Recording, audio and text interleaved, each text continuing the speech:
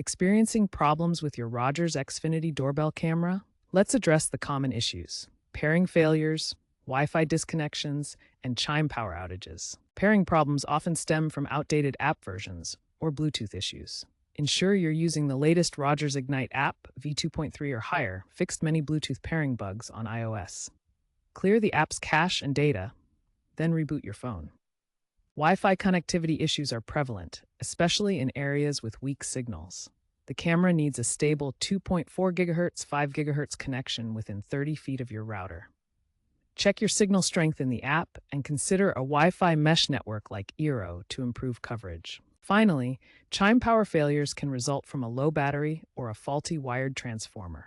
Recharge the battery if it's below 20%, and if wired, ensure the transformer is functioning correctly. Regular firmware updates are critical to prevent these issues.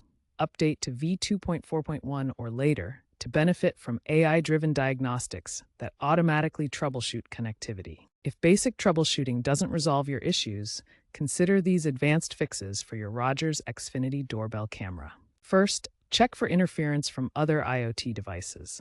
Too many smart devices can overload your network. For persistent Wi-Fi issues, especially in rural areas, the transition to Wi-Fi 6E might help, but it requires a compatible router. If you're still facing Chime problems, environmental factors like extreme temperatures can cause battery over-discharge.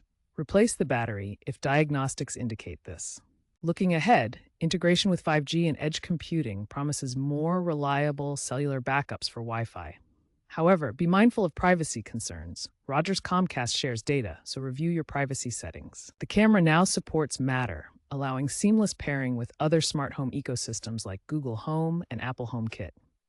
Keep your firmware updated to prevent cybersecurity vulnerabilities.